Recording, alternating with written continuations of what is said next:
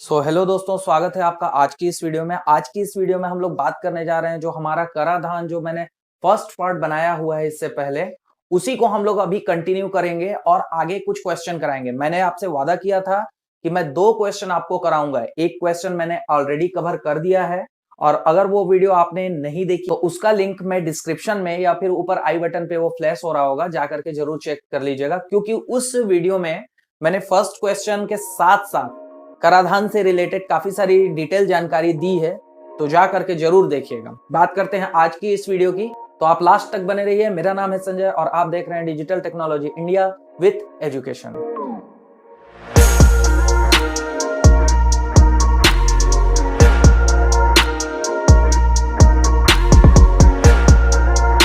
तो इस क्वेश्चन में आपको देखिए ध्यान से, इस क्वेश्चन में नवीन नाम का कोई व्यक्ति है जो कहां कहां पैसा जमा कर रहा है, इसका हम लोग को इनकम टैक्स निकालना है। ठीक है, आयकर की दरें भी दी गई हैं, जैसा कि मैंने बताया था कि ये हर क्वेश्चन में दिया रहेगा, आपको टेंशन लेने की बात नहीं है।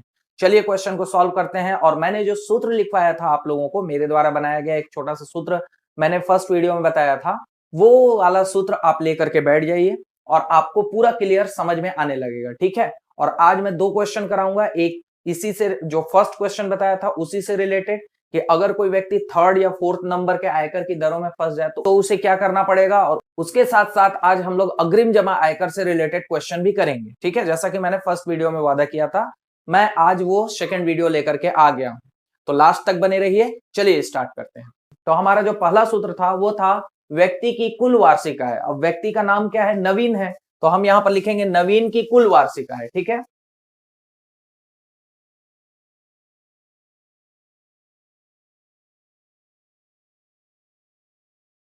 कुल वार्षिक आय इसकी कितनी है, 7,20,000 रुपए लिख देते हैं।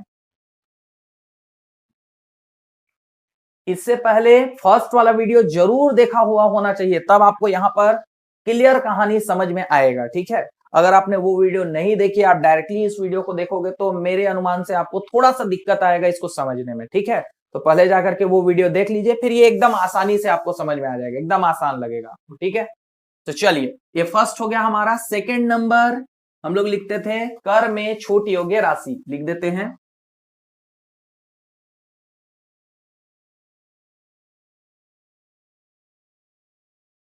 यहां पर उन पैसों को लिखा जाता है जहां जहां वो पैसा इन्वेस्ट करता है। तो देखते हैं ये कहां कहां पैसा इन्वेस्ट करता है। तो ये सामान्य भविष्य निधि में पैसा जमा कर रहा है 4,000, लिखते हैं ए नंबर।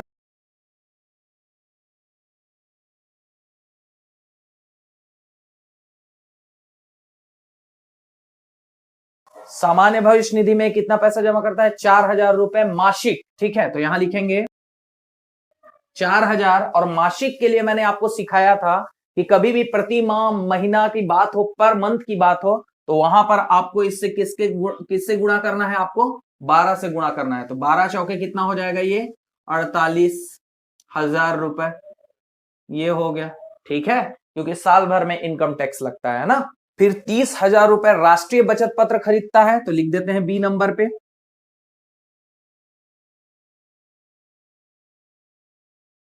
राष्ट्रीय बचत पत्र में कितना खरीदता है, 30,000 रुपए। ठीक है, तो मैंने बताया था बाकी कुछ लिखा हुआ नहीं है, लेकिन अमाउंट ज्यादा है इसलिए ये वार्षिक ही लेकर के चलेंगे, और वार्षिक के लिए आपको कुछ करने की जरूरत नहीं पड़ती है। फिर और कहीं पैसा जमा कर रहा है क्या, देखिए, तो वार्षिक जीवन बीमा में भी ये पैसा इन्वेस्ट करता है, तो लिख लेते हैं सी नंबर।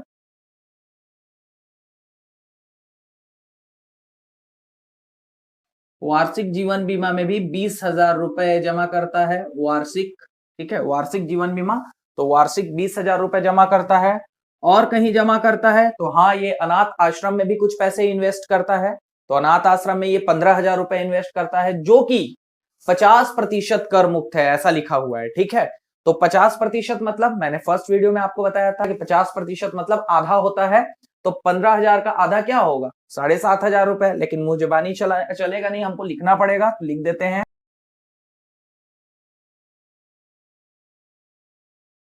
तो ये अनाथ आश्रम में 15,000 रुपए जमा करता है, लिख देते हैं 15,000 रुपए, जो कि क्या है, 50% कर मुक्त है। तो 15,000 का 50%, फर्स्ट वीडियो आपने देखी होगी तो इसको आसानी से आप सॉल्व कर सकते हो। ठीक है, तो मैं यहाँ डिटेल नहीं बताऊंगा क्योंकि मैंने फर्स्ट वीडियो में डिटेल बताया हुआ है, ठीक है। चलिए काटते हैं, 2 जीरो से 2 जीरो कट जाएगा, हमको यहाँ काट पीट करना नहीं है, जैसा कि मैंने कई वीडियो में आपको बताया है कि ये काम आपको रफ कार्य में करना है। तो इधर हम लोग रफ कार्य कर लेते हैं, ये 2 जीरो से 2 जीरो कैंसिल, बचा 150 और इधर बच गया 50, 15 पचे होता है 75, 2 जीरो तो 2 जीरो, कितना आया 7,500 रुपए, जैसा कि मुझजबानी मैंने बताया। तो लिख देते हैं 7,500 रुपए। ये हो गया अनाथ आश्रम में। और कहीं पैसा जमा करता है? आप क्वेश्चन को ध्यान से देखिए, और कहीं पैसा जमा करता है क्या? तो बस ये 4 जगह ही पैसा इन्वेस्ट कर रहा है और कहीं पैसा इन्वेस्ट नहीं कर रहा। अच्छा, इस पर कोई ब्याज नहीं लगने वाला क्योंकि ये इनडायरेक्टली तौर पे घुमा फिरा करके कहां पहुंचा रहा है पैसा? गवर्नमेंट तक ही पहुंचा रहा है, ठीक है। तो इस पर कोई टैक्स नहीं लगेगा। तो किस पर टैक्स लगेगा? तो तीसरा नंबर हम लोग निकालेंगे, लेकिन उससे पहले हमको टोटल करके पता करना पड़ेगा कि कितने धनराशि पे उसको ब्याज नहीं लगने वाला। तो इसको टोटल करेंगे तो लिखेंगे अतः कर में छूट योग्य कुल राशि। तो लिख लेते हैं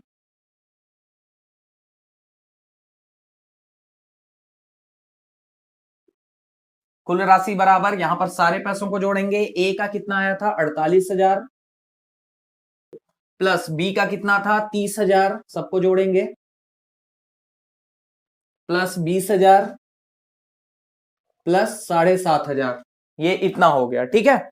अब इनको हम लोग जोड़ेंगे और हमारा आएगा 1,05,500। आप जोड़ लीजिएगा तो 1,05,500 रुपए पे इसको कोई टैक्स देने की जरूरत नहीं है क्योंकि ये इनडायरेक्टली तौर पे गवर्नमेंट को दे रहा है।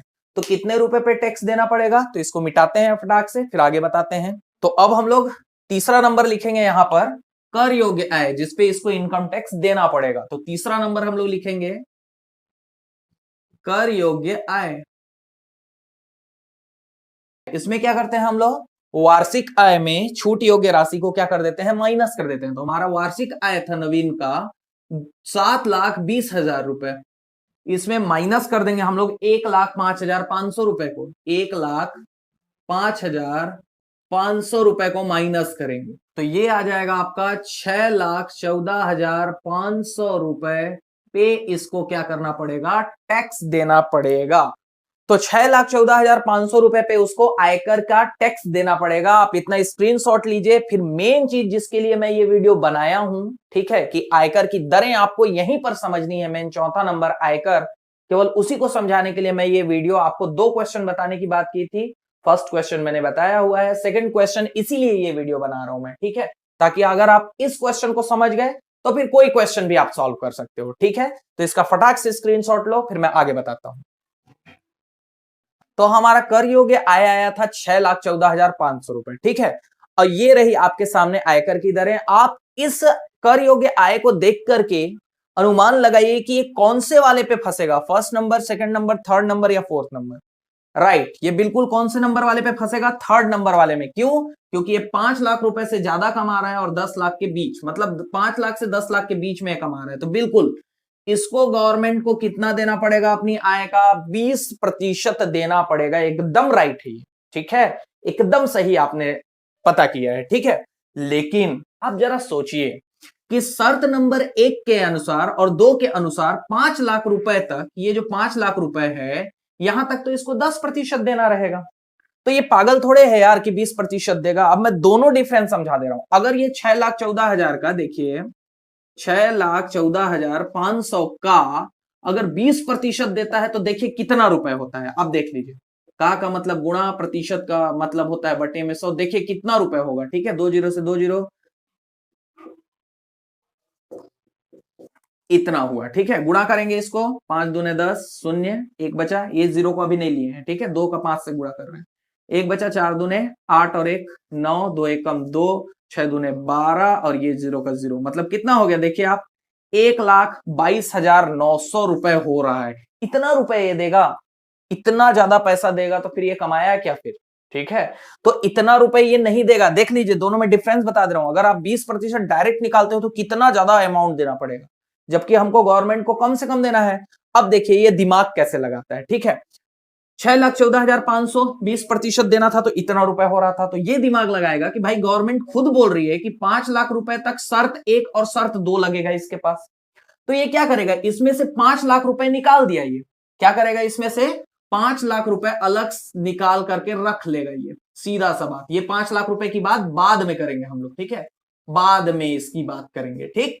तो इसमें से बचा कितना, 1,14,500 रुपए बचा, ठीक है भाई। 5 लाख रुपए तो निकाल दिया है, इसको हम लोग बाद में देखेंगे, ठीक है। तो इसके पास बचा कितना, 1,14,500। अब इसको कितना देना पड़ेगा, 20%। क्यों देना पड़ेगा, क्योंकि 5 लाख तक खुद गवर्नमेंट बोल रही है कि शर्त 1 और शर्त 2 लगेगा भाई आपके लिए, ठीक है। तो ये 5 लाख रुपए निकाल लिया, बचा इसके पास कितना, 1,14,500, और इसका 20% निकालेंगे तो देखिए कितना कम रहेगा। 2 जीरो से 2 जीरो कटा, 1 1 4 5 हो गया इंटू 2 0। अब देखिए कितना रुपए हो रहा है, 5 दूने 10 के शून्य 1, 4 दूने 8 और 1 9, 2 1 कम 2 और 2 दूने 4, और ये 0 का 0, देखिए कितना हुआ, 42,900 रुपए हो रहा है, देख रहे हो, 42,900। तो आप ये खुद सोचिए कि 1,22,000 आप दोगे या 42,000 रुपए आप दोगे, कम से कम देना है ना, तो 42,900 दोगे। और गवर्नमेंट भी यही चाहती है कि आप इस टाइप से इनकम टैक्स भरिए, ठीक है, ताकि आपको भी नुकसान मत हो। तो ठीक है, 1,14,500। अब आप बोलोगे सर वो 5 लाख का क्या हुआ, समझाता हूं, ठीक है। इसका तो समझ में आ गया कि इसको इतना इनकम टैक्स देना पड़ेगा, क्योंकि ये इस दायरे में फंसा है। और ये दिमाग लगा करके ये 5 लाख रुपए को अलग ही निकाल दिया, क्योंकि 5 लाख पे अलग शर्त लगता है।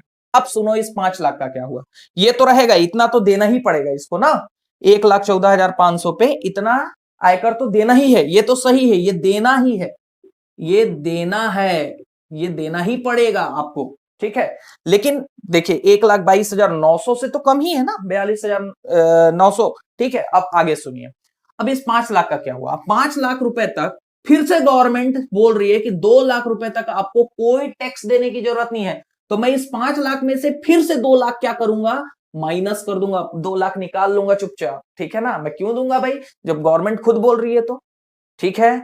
तो 2 लाख रुपए निकाल दिया, तो बचा इसमें से कितना, 5 लाख से 2 लाख निकाल दिया तो बचा कितना, 3 लाख रुपए बस बचा हमारे पास। तो 3 लाख रुपए बचा, और 3 लाख रुपए भाई हम लोग इस दायरे में फंस गए थे ना 5 लाख वाले में से, जिसमें से 2 लाख हमने देखा कि भाई फिर से गवर्नमेंट बोल रही है कि 2 लाख तक कोई टैक्स नहीं लगेगा, तो 2 लाख निकाल दिए।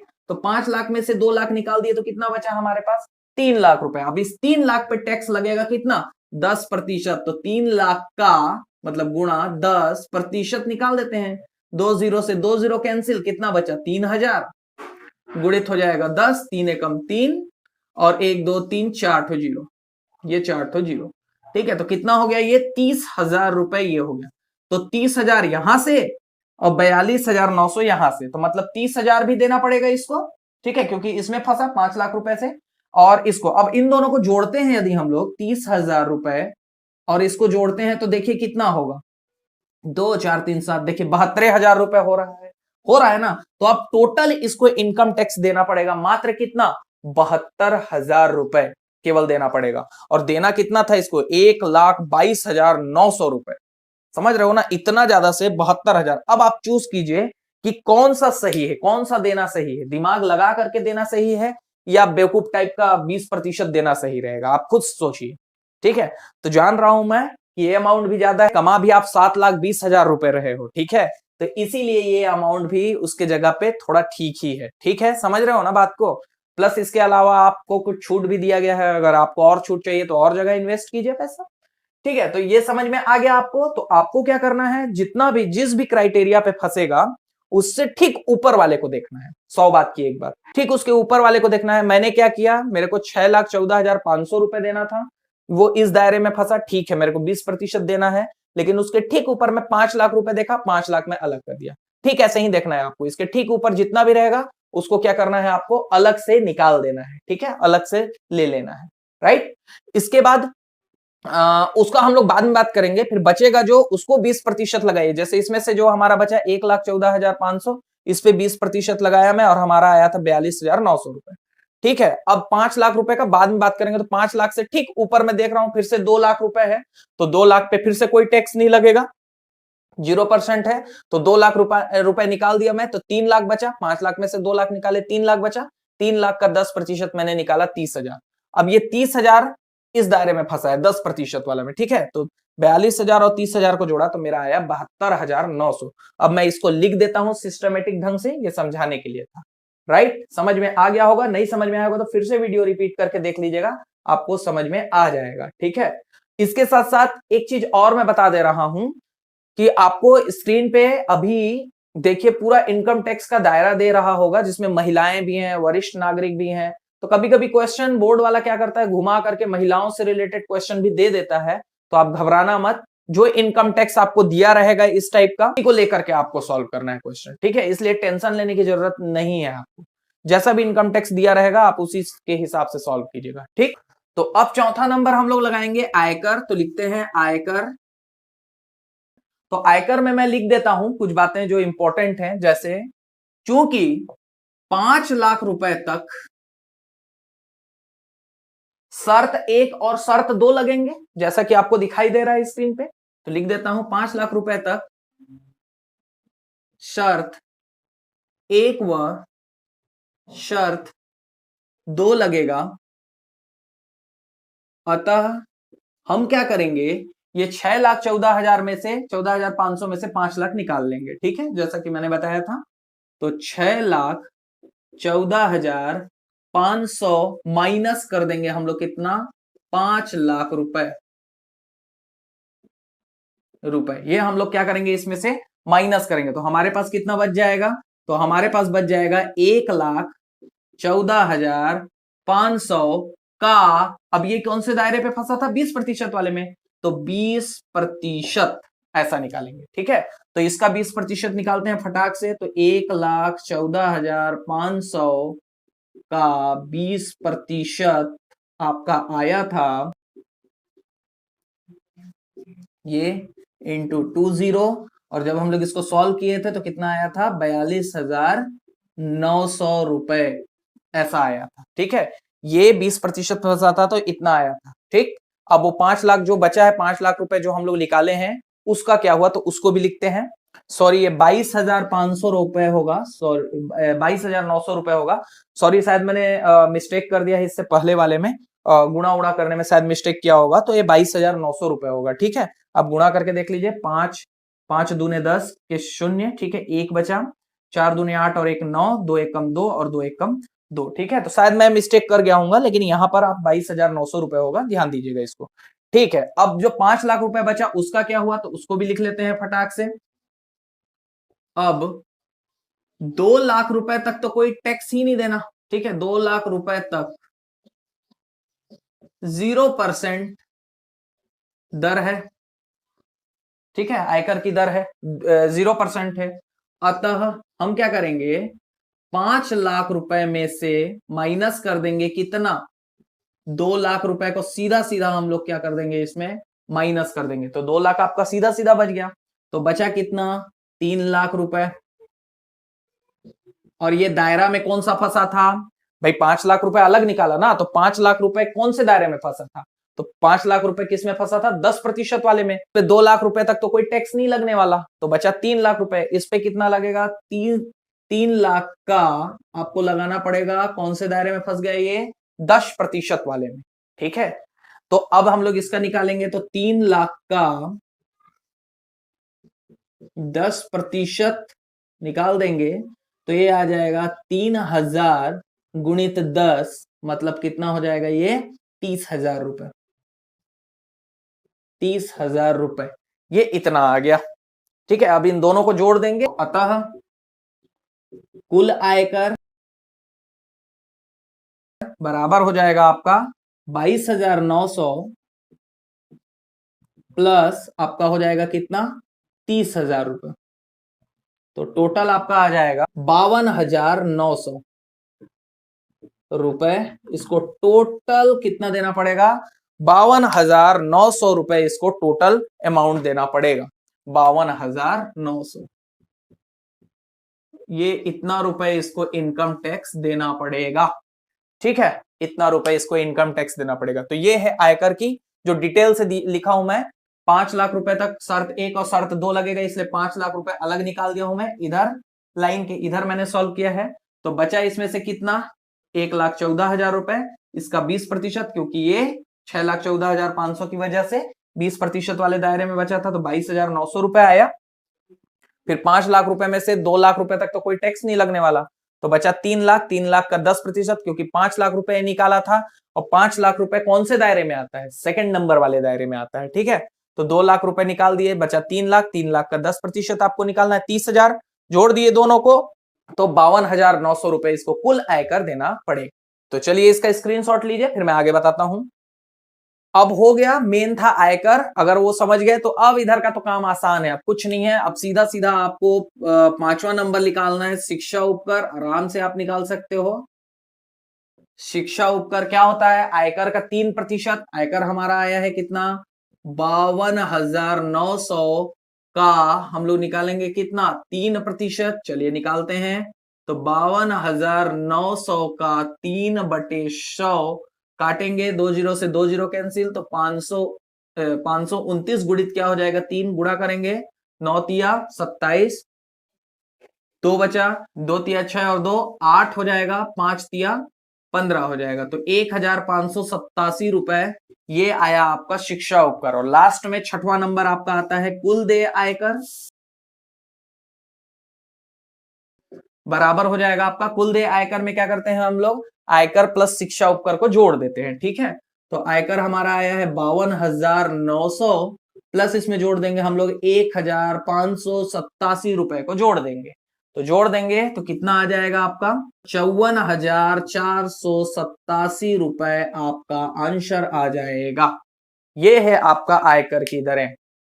समझ में आया। अब मैं लास्ट एक और बताऊंगा आपको, 11 महीना वाला अग्रिम जमा आयकर। 2 टाइप के क्वेश्चन है, फर्स्ट वीडियो में भी मैंने बताया था कि इसमें इस प्रश्नावली में आपको 2 टाइप के क्वेश्चन मिलेंगे। एक तो इस टाइप का क्वेश्चन जो सिंपल रहेगा, और इसके बाद एक 11 मंथ के लिए आता है जिसमें 2 और सूत्र बढ़ जाते हैं। तो मैं उसको बताता हूं, फटाक से इसका स्क्रीनशॉट लो, फिर नेक्स्ट आगे बढ़ते हैं।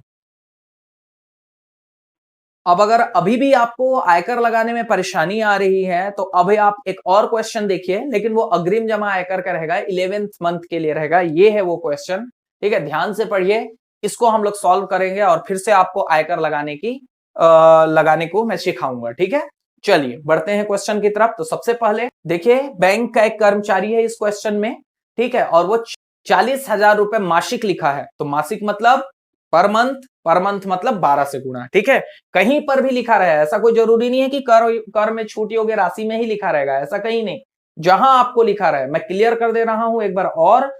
मासिक प्रतिमाह लिखा रहेगा 12 से, तिमाही लिखा रहेगा 4 से, छमाही लिखा रहेगा 2 से, प्रतिशत का तो आपको पता ही है, और वार्षिक लिखा रहेगा तो कुछ भी नहीं करना। ठीक है, मैं फर्स्ट वीडियो में बताया हूं। ठीक है, चलिए स्टार्ट करते हैं। पहला, बैंक कर्मचारी की वार्षिक आय, तो लिखेंगे बैंक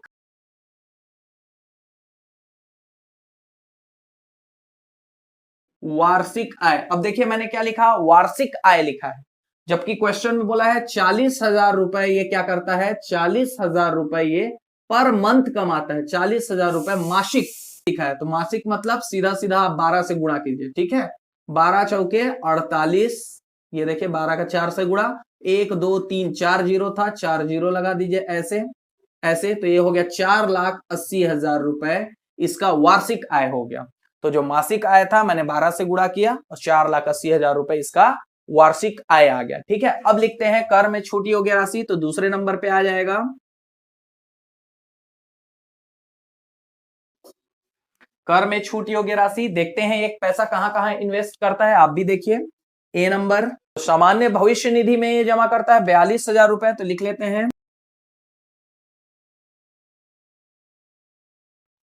42,000 रुपए।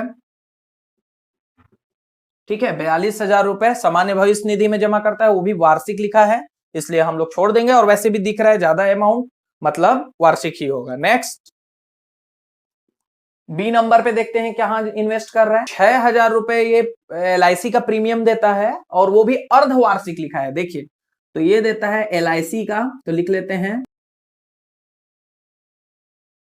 जैसा दिया है क्वेश्चन में वैसे ही लिखेंगे, प्रीमियम।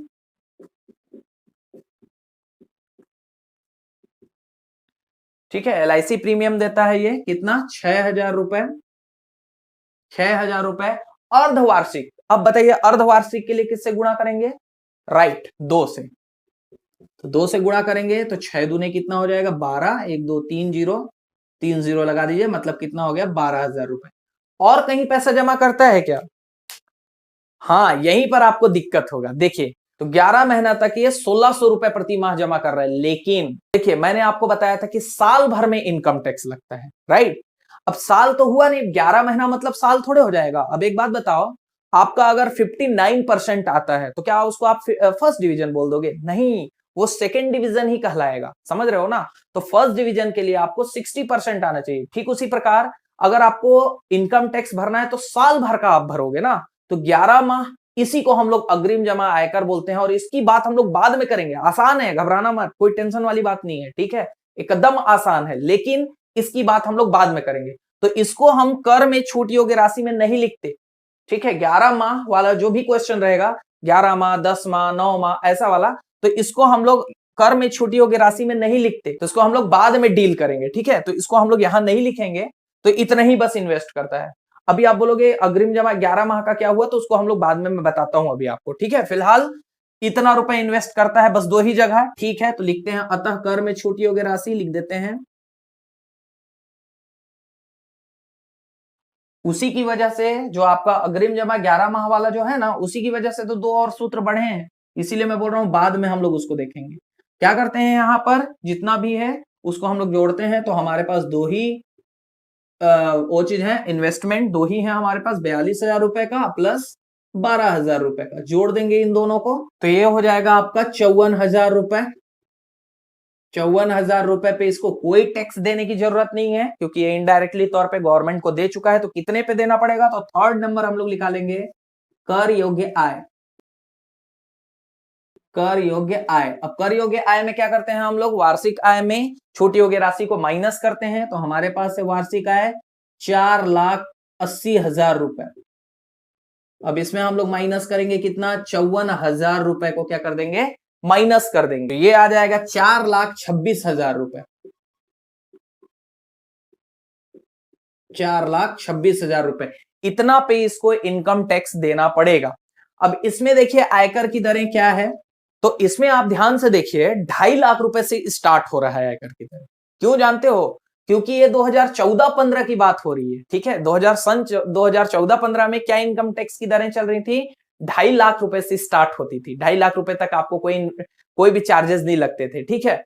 लेकिन अभी तक हम लोग जितना क्वेश्चन किए, फर्स्ट नंबर, सेकंड नंबर, इससे पहले जो वीडियो बनाया था मैं उसमें, तो हम लोग क्या किए थे, 2013-14 के अनुसार बना रहे थे, इसलिए 2 लाख रुपए से स्टार्ट हो रहा था। लेकिन 13-14 में क्या हो रहा है, सॉरी 14-15 में क्या हो रहा है, आपका 2.5 लाख से स्टार्ट हो रहा है, ठीक है? तो जरा इसको देख करके बताइए कि किस दायरे में फंसता है, राइट? तो ये फंसता है किसमें, आपका 10% वाला में। लेकिन आप जरा देखिए इस आयकर की दर को, देखिए ध्यान से, भी गवर्नमेंट खुद बोल रही है कि 2.5 लाख रुपए तक आपको कोई पैसा देने की जरूरत नहीं है।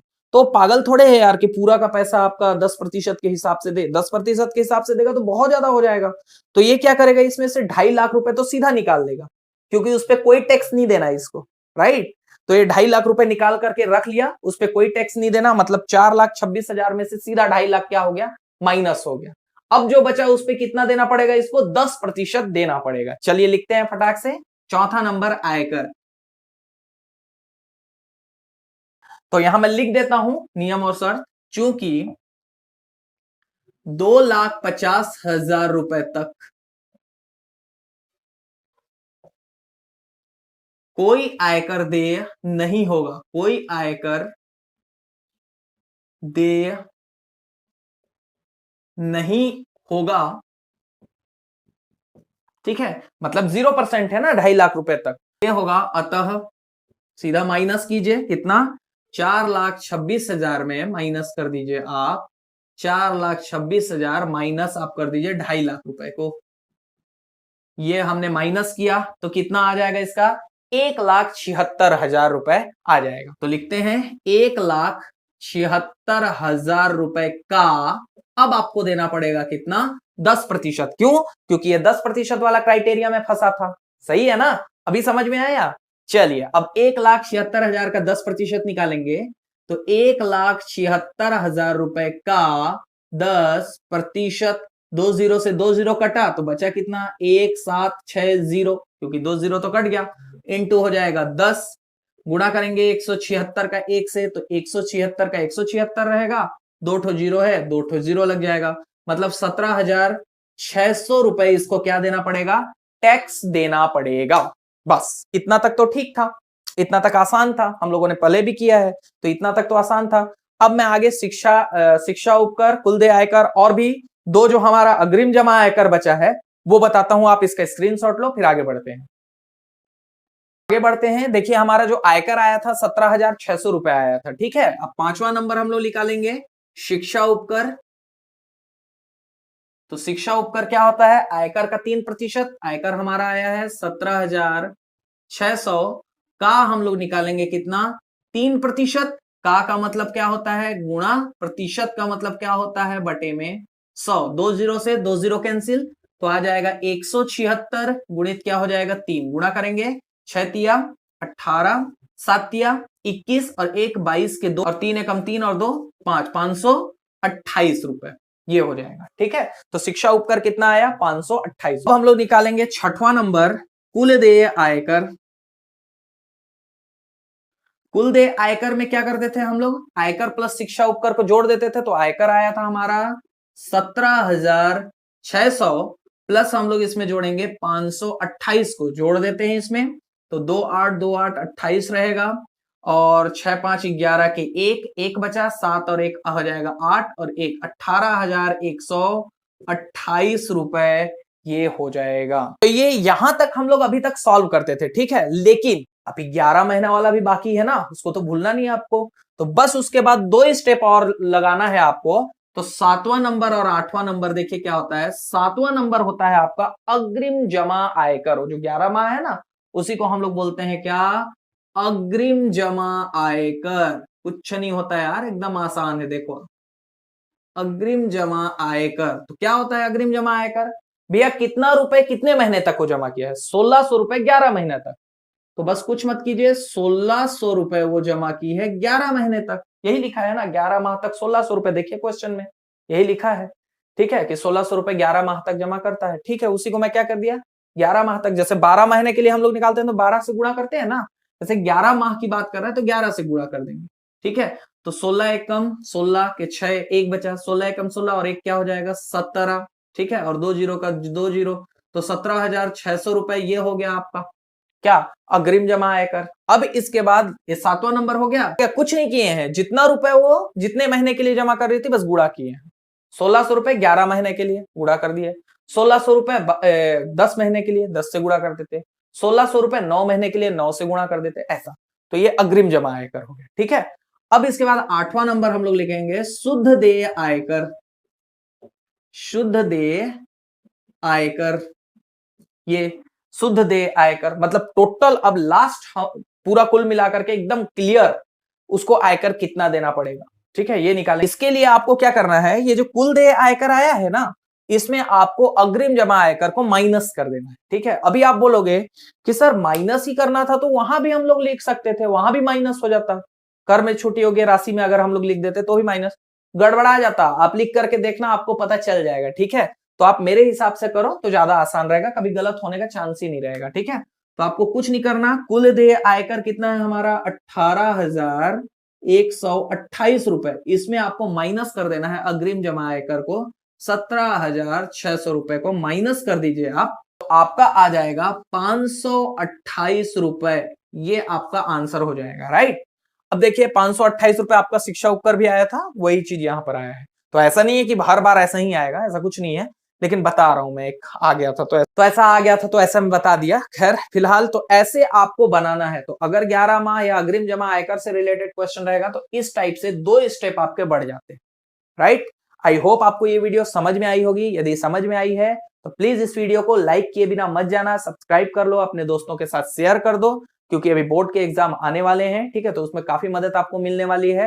मैं मिलता हूं आपको नेक्स्ट वीडियो में, और अगर कोई दिक्कत आती है क्वेश्चन से रिलेटेड या कुछ भी, ठीक है, तो मुझे कमेंट करके बताना जो भी दिक्कत आती है आपको, ठीक है, और कोई वीडियो चाहिए तो वो भी बताना। और ये जो क्वेश्चन मैं दे रहा हूं इसको आप सॉल्व कीजिए, ये 11th मंथ के लिए क्वेश्चन है, इसको आप सॉल्व कीजिएगा। मैं मिलता हूं आपको नेक्स्ट वीडियो में, तब तक के लिए बाय बाय।